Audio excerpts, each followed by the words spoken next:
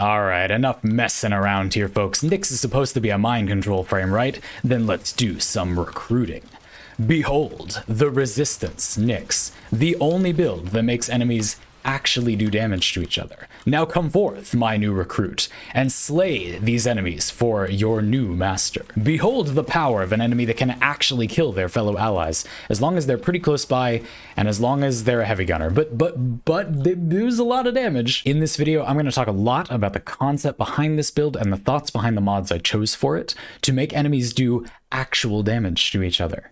I'll be trying this build out in missions during my Saturday live stream, although I wouldn't hold your breath on how well that's going to go. If that's already happened, you'll find an archive you can watch linked in the description. Okay, a simple question as a starting point for this discussion. Why don't enemies already do meaningful damage to each other? When I cast mind control on some random enemy, why doesn't it effectively kill its former allies? Usually I explain this by saying that enemies' damage is balanced against us, the player character, who has dramatically less effective health. But another way to look at it is that we're able to kill enemies that have a lot more effective health. How do we do that? Well, our weapons don't do it by default. They do it when we add a lot of multipliers to them, when we mod them with elements that have damage bonuses against their armor, or status effects that are really good, or just things that give us a lot more damage in a lot of different ways. So if you did that to an enemy, surely they too would be able to kill their former allies with ease. And it's true, as you saw, they absolutely can. You just need to help them out with a lot of different multipliers. So how do you get those? Well, NYX's mind control already has one. During the invulnerability period, if you shoot enemies, they do more damage after the invulnerability period ends. There's a problem there. I'll talk about Mind Freak later, but that's one multiplier, so that's good. You got something to start with.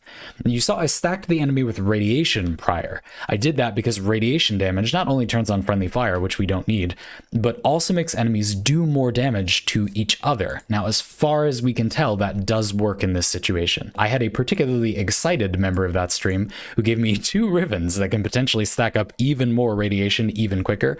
As you saw, this was pretty adequate by itself. Now, radiation status effects only last 12 seconds, so the accurate is here because of its augment that makes them last 36 seconds instead. If you were interested in a Riven, I always like to talk about Rivens that can kind of change the behavior of a weapon or sort of move it in the direction of being good at something new. And of course, a Riven would be a way to get a large source of status duration. There are very few good status duration mods in Warframe, and Rivens are one of them, so this is kind of a way to invent an additional good status duration mod. This other one, Multi-Shot, is a really good way to increase the Acrid status more. Acrid just doesn't have very good status. It forces Toxin, so I guess they balance it to have lower status chance, but you gotta proc Radiation with it to be an elegant solution, so giving it a lot of Multi-Shot is a good way to do that. We'll come back to that 36 seconds and talk about the Helminth ability that's adding a 3rd damage multiplier. So already we have the mind control one when you damage enemies during that invulnerability period, and radiation, which you'll stack up before you use mind control. And then you can infuse a Helminth ability that might give, for example, an elemental buffing augment, so smite with smite infusion. This can affect your new ally. A glorious member of the Resistance needs the weapons that allow them to accomplish their dark and grim task. And this is one of those weapons, giving them an elemental damage buff. Radiation is great, both because it's good against alloy armor, and because enemies do have some status chance on their weapons, so occasionally your newly converted ally will be able to convert even more people to your cause, at least temporarily, although they won't do as much damage, certainly. So that's nice, and of course this works for you. Just like as normal, you can buff your own weapons with radiation, which can work pretty well for weapons that don't get too distracted from the status they wanted to inflict. Maybe a weapon that's doing a bunch of upfront damage. A lot of sniper rifles feel pretty good with this, for example. Maybe build Corrosive, go for overwhelming the enemy with sheer damage, and you will also benefit from the radiation you get from this as well, so that's very nice. And this build just fits really well. That's another benefit. Assimilate is here as a way to very compactly get some survivability.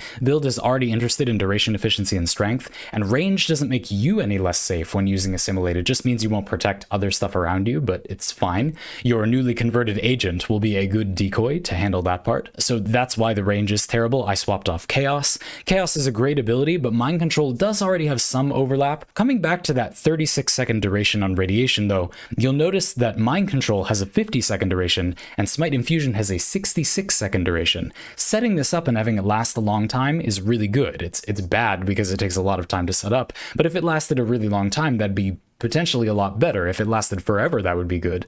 But radiation kind of puts a limit, and really 36 seconds is about what you have. So you definitely don't need this much duration. It's kind of wasted in a way. You said there's simply nothing on the build that is really benefiting from it that much. If you have a normal continuity, for example, that's probably about right. Or even just no, I'd be curious, no continuity is almost exactly, 34 seconds here is not bad. There's really not a reason you're losing much there. Still, you might as well have it. This is also a build and a loadout that doesn't do much with the Exilus slot or the Aura slot. This is just a bit more damage. It's not a huge deal. You could put whatever you want here. And I know some people really hate Assimilate. I do think this build is already enough of a meme on its own, and you're going to be standing still to do all this stuff to your newly recruited enemy. It's going to take some time to initiate them, so you might as well be standing still while you do it, or slower, right?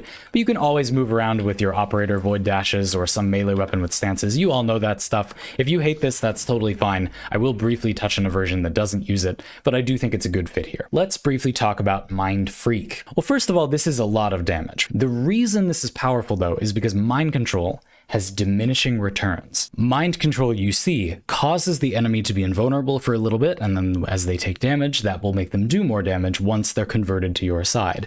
But the amount of increased damage they deal, based on the damage they take during the invulnerability period, is not linear. The more they take, the less additional damage they gain. Mind Freak's multiplier is large, and it can be modified by strength, and it adds after those diminishing returns. So after you've done as much damage as gives you much of a benefit from Mind Control, and the diminishing returns is stacked up a lot, doing more damage wouldn't really increase your enemy's damage output by that much. This adds after all of that, which causes it to be, while it's additive, it's a very good way to add to that same damage multiplier, because it kind of has a sort of functional upper limit. I recommend this because I tried this build with and without it, and it makes a big difference. Like, do you just check whether it is doing a lot or not? You can just see. That being said, I thought it was nice to explain why a little bit. Let's do a little recruitment tutorial again. So you'll activate Assimilate to give yourself some cover. Stack up 10 radiation on your victim of choice, a noble soldier ready to be converted to the Tenno cause, maybe a heavy gunner. It should be a heavy gunner. They'll take some damage over time from all the acrid stacks, and then you're going to want to buff them with Smite Infusion, and they'll start mowing down, especially alloy armored enemies. But as you can see, they can do pretty well against ferrite armor as well, even a heavy gunner. These basic enemies will take a lot of damage if your AI will decide to shoot them. And the key thing here is, as I'm demonstrating it, of course, I'm not doing anything else after I set it up because I want you to get to see what it's doing. But in a real mission, you set this up and then just leave and let your new agent do their thing. Well, you go accomplish something else on a different objective or whatever. It's a little something extra. A variant, as I discussed before, you could, of course, go the route of dropping Assimilate and infusing your ability in place of where Absorb would be, rather than in place of Chaos. Chaos is good. Having some range is not so bad. You don't need all the stats on this build, so it's okay to swap it around. Here I'm showing you a version with something we tested a lot during the brainstorming stream, and that's Common Frenzy with Rage. So this augment causes rage to spread, restore rage to spread, and rage itself is a damage vulnerability debuff. So this means rather than buffing your newly converted agent, you can help them out by making enemies take 77% more damage. This build doesn't even have that much strength, and that's still pretty good.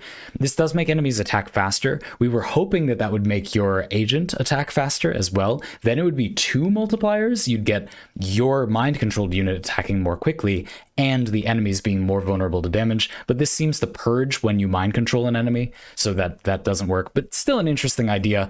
Again, this does mean you kind of have to be more manual. You need to cast this a bunch. You can't just leave your agent alone because one of their major multipliers is something you need to give them, but being their handler is not necessarily so bad. It's up to you, just something else to get the ideas flowing if you're interested. And speaking of something that gets the ideas flowing, this fashion frame. Oh baby, what else is there to say? Is there anything that says the leader of the resistance, like this gigantic cone-shaped mind control helmet.